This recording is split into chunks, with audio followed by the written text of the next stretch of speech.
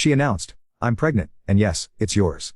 After we'd been apart for months, I said, "Impossible." When I showed her my vasectomy papers from 2 years ago that I'd never mentioned, the story changed instantly. Pratt too. I didn't respond, but she kept. Which is one time. I was lonely. You were always working. It didn't mean anything. But I want this baby to have a father. You'd be a great dad. Please don't punish an innocent child. That last one almost made me throw my phone. Punish. The mental gymnastics were Olympic level. Then came the voicemail from her father, Richard. This man I'd shared maybe 10 words with in 3 years, suddenly had opinions. Derek, Dick here. Yes, he called himself Dick Pa. Man to man, you need to do the right thing.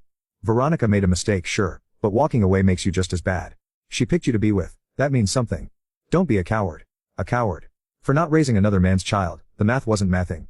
But yesterday was when things got really interesting. Veronica showed up at my apartment with her best friend Nadia. They'd clearly rehearsed this whole intervention. Nadia was there as moral support, but really just to gang up on me. Derek, we need to have an adult conversation. Veronica started. There's Meg to discuss. You're pregnant with someone else's child. I wish you well. But you're the one I want to raise it with. Nadia jumped in, she chose you, Derek. That should mean something.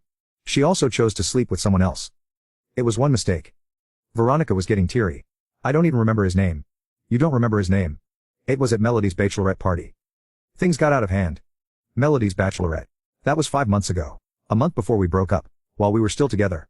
You cheated on me. The tears stopped. We were basically over. We were literally living together. Nadia, helpful as ever. You were emotionally absent. I was at a conference for 4 days. They tried every angle I'd be denying a child a father figure. I was being selfish. Think of Veronica's reputation. What would people say? Her parents were already attached to the idea of a grandchild.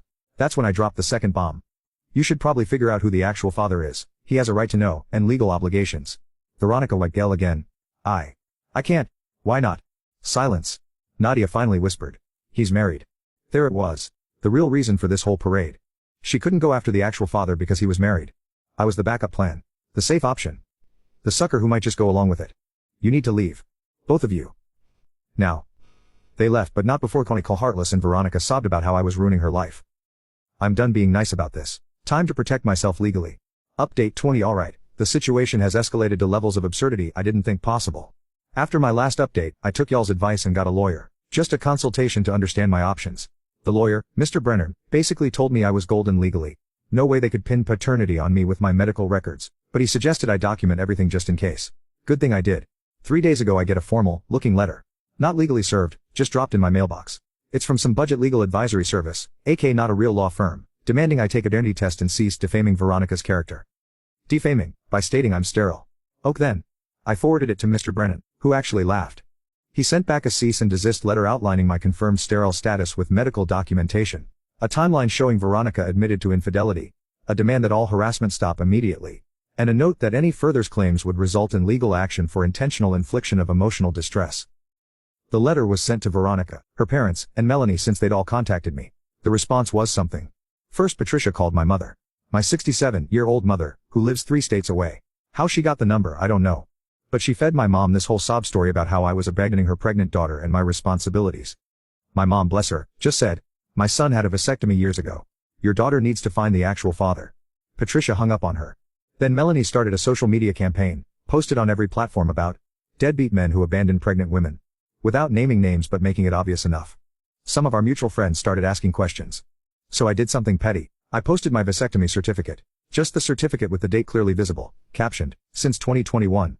Some accusations require receipts." The comments were gold. People who knew about Veronica's pregnancy immediately connected the dots.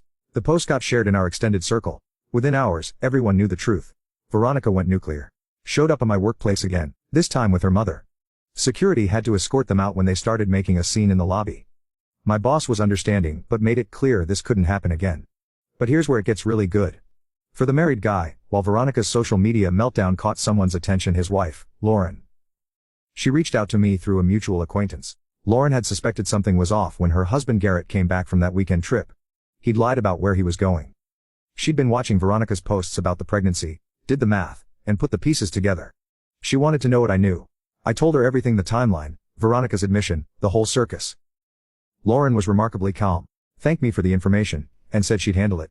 2 days later, Veronica's tune changed completely. She sent me a long email, new email address since I'd blocked all her others, saying she was sorry for the confusion, and would be handling the situation privately going forward.